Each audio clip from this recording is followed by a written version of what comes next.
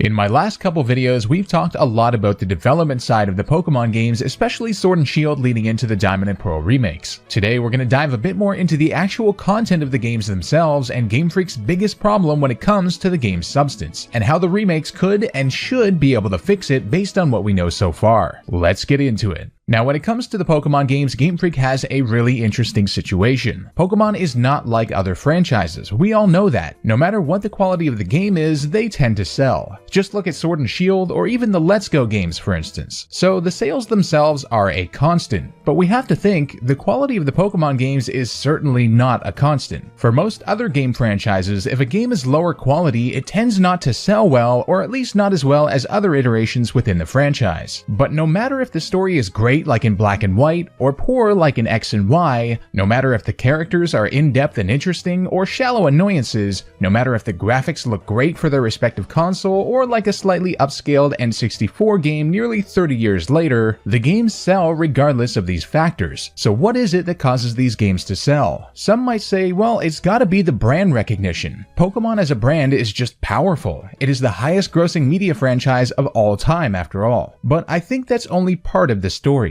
More than that, I think it's the concept behind Pokemon. Going on an adventure while obtaining your own new otherworldly monsters that each have their own designs, characteristics, capabilities, and interactions with one another, the concept, while simple, is straight up genius. This is why, for instance, Pokemon Go became the highest grossing and most popular Pokemon game possibly of all time, even in its early days when basically all you could do was catch Pokemon and hold gyms. In fact, as they've added more aspects to it such as trading, PvP battling, new items, raids, etc., it has been doing better and better. And this is the exact equivalent thing within the main series that I want to talk about today. When we all get excited for a new main series game, I think most of us can safely say that we're not getting all hyped up solely about what the story is going to be or what the graphics are going to look like. Pokemon has not historically been known for its story nor its graphics, but of course, when those are great, it's definitely a plus, don't get me wrong. But primarily, we're interested in the new Pokemon and the new region, I would think. The actual material parts of the adventure, the things we can obtain, and the virtual landscape we obtain them within. Now that's the basic concept of Pokemon. An adventure where you encounter and catch new Pokemon. But how is this extended into more long-term enjoyment? The playthrough itself only lasts maybe 20 hours or so, and the actual story elements are maybe, I don't know, 3 hours of that? So how does that translate into the hundreds of hours that lots of fans have played each game for? Well, just like Pokemon Go, it's the extension of that basic concept using the magical idea of features. Game features comprise more ways in which you can catch and battle Pokemon, more Pokemon to catch, more customizable features surrounding your Pokemon, etc. This is where truly great Pokemon games get their reputation from, since it takes the games above and beyond the baseline concept. Think about Sword and Shield, for instance. The fanbase fixated on the graphics and story for one reason. A fan favorite feature, the National Dex, was eliminated. That cut deep into the fundamental Pokemon concept, collecting Pokemon, and limited it severely. The excuse for having cut half the Pokemon, of course, was to improve the graphics of the game. When the fans then looked at the graphics, they said, hold on, this is what the Pokemon were cut for? That makes zero sense. The rest of the game is unpolished and hollow, so where did all the extra time and resources go that cutting the Pokemon supposedly saved you? And this is where we are now. Features and extra content, or the lack thereof, have been GameFreak's predominant problem with the last few generation games. I mentioned this in a recent video, how the director of Heart Gold and Soul Silver said, "We've been greedy in the amount of gameplay elements we've squeezed in there. We basically included all the game elements that had been in Diamond, Pearl, and Platinum. It's as if we've just taken a selection of the best features of the series on the DS." This is a far cry from what we've been seeing lately. With perhaps the exception of Ultra Sun and Ultra Moon, the games have been quite hollow, as if the developers just scraped by enough content to call it a game and get it to market, and with surprisingly little to do once the story is complete. Take Sword and Shield, for instance. Player interest dropped off hard shortly after release, and even the DLCs only lasted most people a week or two. The lack of features is what failed to extend the game's lifespan and the average player duration. The entire post-game consisted of one standard battle tower, the battle system was broken with no 6v6 6 ranked battles, yet doubles had ranked oddly enough, and no versus recorder to share battle videos, and the only shiny hunting method other than boringly hatching eggs was literally broken in its programming and didn't work. They seem not to understand that a game with a plethora of features such as Emerald, Platinum, and Black 2 White 2 extends the game's enjoyment duration and makes it feel much more complete. These games are all known to be among the best in the series. Think about just how long the Battle Frontier extended Emerald's enjoyment duration on the Game Boy Advance, for instance. From the games that they are enhanced versions or sequels of, are the graphics updated? Not really. Has the story changed that much? Not hugely, at least not compared to consecutive releases within most other franchises. Are there new Pokemon?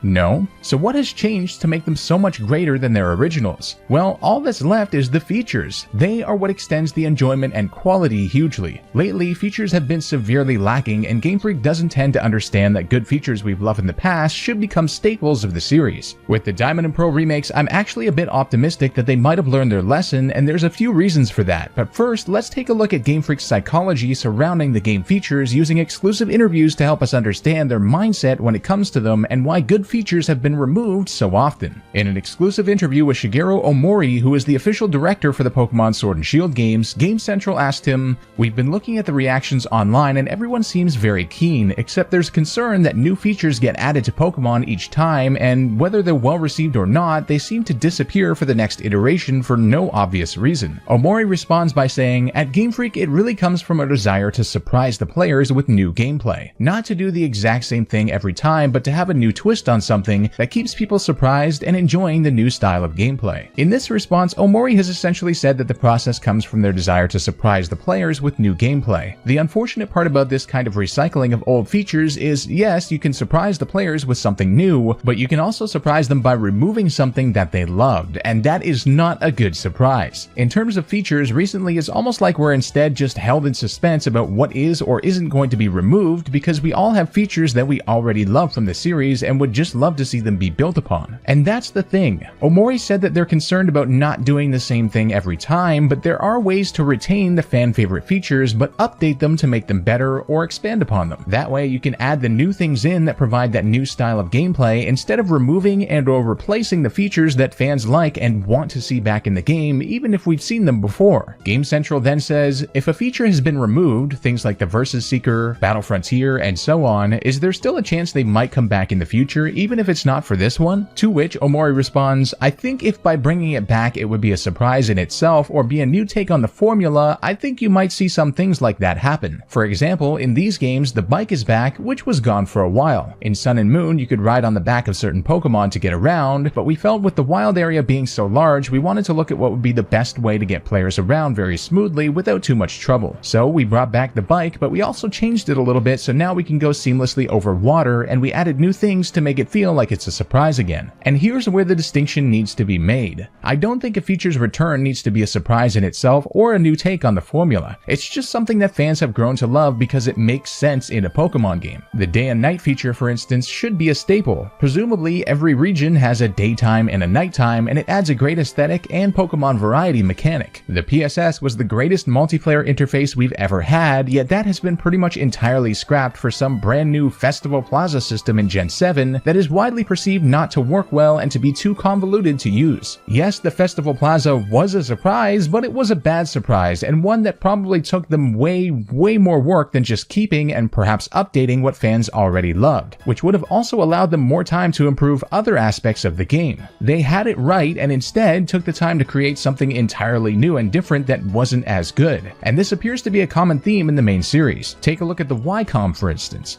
Now, I'm not saying that every single mechanic ever introduced should be kept in the game. Obviously, that would be too much to ask of any game developer, but they should have a better prioritization system of what stays and what goes based on the fans' reception of each and how much of a core mechanic they are. Things like the type of bikes there are in the game, sure, that can be something that's put in rotation every now and then in the series to mix things up a bit, but more core features like the day and night system, seasons, the PSS multiplayer interface, a hard or challenge mode option, a thorough post-game battle battling facility like the Battle Frontier, the National Dex, Pokemon following you on the overworld, etc. These are all things that Pokemon fans perceive to be as core elements of a good Pokemon game, and that expand upon Pokemon's fundamental concept we discussed earlier, and putting them in rotation or removing them entirely is going to take away from the evolution that the Pokemon main series has undergone in order to bring them in the first place. In a sense, the trajectory of the main series game has been about this push and pull of new and old features. But what's the point of this if there isn't some sort of streamlining based on the fan responses to each over time? When it comes to previously used features, you can retain these core elements and still achieve what Omori has said about surprising fans by retaining and updating those features incrementally, but not just straight up removing them. With Mega Evolutions, for instance, it's a fan favorite feature and you can still make things surprising as you've said your goal is. Just introduce new Mega Evolutions to help underrated Pokemon get more of a spotlight. That way you're keeping the core feature but just updating it to achieve the goal of surprising players with new styles of gameplay. So given Game Freak's recent trends, why should we be hopeful that the Diamond and Pearl remakes will fix this fundamental problem? Well, there are a few reasons. First of all, we have to look at the nature of the Diamond, Pearl, and Platinum games themselves. They were very feature-heavy games to begin with, and their features kind of encapsulated their fundamental essence. The Poketch, for instance, was a constant guide with numerous helpful apps throughout our whole adventure. Remove that, and you remove the essence of our exploration and discovery. The Underground is a pivotal aspect of the games as well, and something unique to this generation and the Sinnoh region. Sinnoh also introduced shiny hunting methods as a whole, such as the Poke Radar. Strip these features away and you strip away the essence of Sinnoh, and I just don't think that's doable, especially not after the fan response to Sword and Shield's lack of features and content. Secondly, these are remakes after all. Remakes update the graphics of a game, yes, but that's not enough incentive for consumers to purchase them, and Game Freak knows that. For every remake, they've had to introduce a plethora of new features to incentivize customers to buy a new version of what is essentially the same game. They have to find ways to make remakes new games, in other words. Fire Red and Leaf Green had the Sevi Islands, Heart Gold and Soul Silver had the new Safari Zone,